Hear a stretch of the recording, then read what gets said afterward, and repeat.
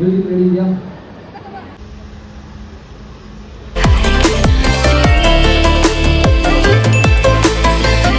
ನಮಸ್ತೆ ಸ್ನೇಹಿತರೆ, welcome back to Shri super vlogs. ಎಲ್ಲರೂ ಹೇಗಿದ್ದೀರಾ? ಎಲ್ಲರೂ ಆರಾಮಾಗಿದ್ದೀರಾ ಅಂತ ಭಾವಿಸ್ತೀನಿ. ನನ್ನ ಕಥೆ ನಿಮ್ಮ ಜೊತೆ ಮೊದಲನೇ ವಿಡಿಯೋನ ಲೈಕ್ ಮಾಡಿದ್ದೀರಾ, ಇಷ್ಟ ಆದವರು ಕಮೆಂಟ್ ಕೂಡ ಮಾಡಿದ್ದೀರಾ. ವಿಡಿಯೋ ನೋಡಿದ ಪ್ರತಿಯೊಬ್ಬರಿಗೂ ನನ್ನ ಮನಸ್ಫೂರ್ತಿಯಾಗಿ ಥ್ಯಾಂಕ್ಸ್ ಹೇಳ್ತೀನಿ. ನನ್ನ ಈ ಹೊಸ ಪ್ರಯತ್ನಕ್ಕೆ ನಿಮ್ಮೆಲ್ಲರ ಸಹಕಾರ ಹೀಗೆ ಇರಲಿ. ಬನ್ನಿ ಮತ್ತೆ ತಡ ಮಾಡದೆ ನನ್ನ ಮುಂದಿನ ಕಥೆನ ನಿಮ್ಮ ಜೊತೆ ಹಂಚ್ಕೊಳ್ತೀನಿ. ಕೆಲವೊಂದು ಬಾರಿ ವ್ಯಕ್ತಿಗೂ ವ್ಯಕ್ತಿತ್ವಕ್ಕೂ ಸಿಗದಿರೋ ಬೆಲೆ ದುಡ್ಡು ಅಂತಸ್ತಿಗೆ ಸಿಕ್ಕಿರತ್ತೆ. ನಾವೆಷ್ಟು ಒಳ್ಳೆಯವರು, ಎಷ್ಟು ಉಪಕಾರ ಮಾಡಿದೀವಿ ಅನ್ನೋದಕ್ಕಿಂತ ನಾವೆಷ್ಟು ದುಡ್ಡು ಮಾಡಿದೀವಿ, ನಮ್ಮ ಸ್ಟೇಟಸ್ ಹೇಗಿದೆ ಅನ್ನೋದು ಇಂಪಾರ್ಟೆಂಟ್ ಆಗತ್ತೆ. ಇದೆಲ್ಲ ತಪ್ಪು ಅಂತ ಅಲ್ಲ, ಈಗಿನ ಕಾಲದಲ್ಲಿ ಜೀವನ ಇರೋದೇ ಹೀಗೆ. ಬಟ್ ನಾನು ಚಿಕ್ಕವಳಿದ್ದಾಗ ಈ ತರ ಎಲ್ಲ ಬಿಹೇವ್ ಮಾಡೋರು ನೋಡಿದ್ರೆ ತುಂಬಾ ಕೋಪ ಬರ್ತಿತ್ತು. ಇವತ್ತಿಗೂ ನನ್ನ ಮನಸ್ಸಲ್ಲಿ ಉಳಿದಿರೋ ಒಂದು ಇನ್ಸಿಡೆಂಟ್ ನಿಮ್ಮ ಹತ್ರ ಶೇರ್ ಮಾಡ್ತೀನಿ. ಒಂದು ಸಾರಿ ನಾನು, ಅಪ್ಪ, ಅಮ್ಮ, ಫ್ಯಾಮಿಲಿ ಎಲ್ಲರೂ ಒಂದು ಫಂಕ್ಷನ್ಗೆ ಹೋಗಿದ್ವಿ. ಎಲ್ಲ ಸಂಬಂಧಿಕರು ಇದ್ರು, ಅದ್ರಲ್ಲಿ ಕೆಲವರು ದೊಡ್ಡ ಮನುಷ್ಯರು ಕೂಡ ಬಂದಿದ್ರು. ಸಂಬಂಧ ಅಂತ ನಾವು ಬೆಲೆ ಕೊಟ್ಟು ಅವ್ರನ್ನ ನಾವಾಗೆ ಮಾತಾಡ್ಸಕ್ ಹೋಗ್ತಿದ್ವಿ ಯಾವಾಗ್ಲೂ.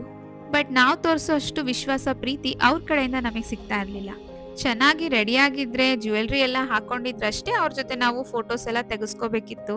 ಇಲ್ಲ ಅಂದ್ರೆ ಅವ್ರಿಗೆ ಮನ್ಸಿಗೆ ಬಂದಂಗೆ ಏನಾದ್ರೂ ಒಂದು ಮುಖಕ್ಕೆ ಹೊಡೆದಂಗೆ ಹೇಳಿ ಬೇಜಾರ್ ಮಾಡ್ಸೋರು. ನಾವು ಹೇಗ್ ರೆಡಿ ಆಗ್ಬೇಕು, ಹೇಗಿರ್ಬೇಕು ಅನ್ನೋದು ನಮ್ಮ ಇಷ್ಟ. ಅದು ಇನ್ನೊಬ್ರನ್ನ ತೃಪ್ತಿ ಪಡಿಸೋಕಲ್ಲ. ಸಂಬಂಧ ಬೇಕು ಅಂದ್ರೆ ಅವರಾಗೆ ನಮ್ಮ ಹತ್ರ ಬರ್ತಾರೆ, ಇಲ್ಲ ಅಂದ್ರೆ ಇಲ್ಲ. ಅವತ್ತಿನ ಮಟ್ಟಿಗೆ ನನಗನ್ಸಿದ್ದಿಷ್ಟೇ. ನಮ್ಗಾಗಿರೋ ನೋವಾದ್ರೆ ಮರ್ತ್ ಬಿಡ್ಬೋದು, ಅದೇ ನಮ್ಮ ಅಪ್ಪ ಅಮ್ಮನಿಗಾಗಿರೋ ಅವಮಾನ ಯಾವತ್ತಿಗೂ ಮರೆಯೋಕ್ಕಾಗಲ್ಲ.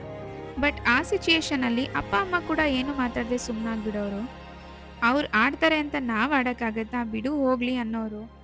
ಸಂಬಂಧಕ್ಕೆ ಅವ್ರು ಕೊಡ್ತಿದ್ದ ಬೆಲೆ ಅಷ್ಟು. ನನ್ನ ಪ್ರಕಾರ ಯಾವತ್ತೂ ಕೂಡ ಒಬ್ರನ್ನ ದುಡ್ಡಲ್ಲಿ ಅಳಿಬಾರ್ದು.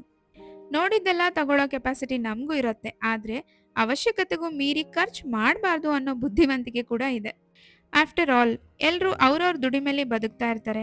ನಾವು ಯಾರ ಮೇಲೂ ಡಿಪೆಂಡ್ ಆಗದೆ ನಮ್ಮ ದುಡಿಮೆಲಿ ನಾವು ಬದುಕ್ತಾ ಇದ್ದೀವಿ ಅಂದ್ರೆ ಯಾರಿಗೂ ನಾವು ಸಲಾಂ ಹೊಡೆಯೋ ಅವಶ್ಯಕತೆನೇ ಇಲ್ಲ. ನಾವು ಎಲ್ಲರನ್ನೂ ನಮ್ಮವರೇ ಅನ್ಕೊಂತೀವಿ, ಬಟ್ ಅವರಿಗೂ ನಾವು ಅಷ್ಟೇ ಇಂಪಾರ್ಟೆಂಟ್ ಆಗಿರ್ಬೇಕಲ್ವಾ?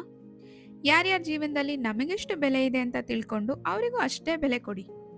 ಎಸ್ಪೆಷಲಿ ಈ ದುಡ್ಡು, ಸ್ಟೇಟಸ್ಸು, ಲೈಫ್ ಸ್ಟೈಲು ಅಂತ ನಮಗೆ ಅವಮಾನ ಮಾಡಿರ್ತಾರಲ್ಲ, ಅವ್ರು ಮತ್ತೆ ಬಂದರೆ ಖಂಡಿತ ಸೆಕೆಂಡ್ ಚಾನ್ಸ್ ಕೊಡಲೇಬೇಡಿ.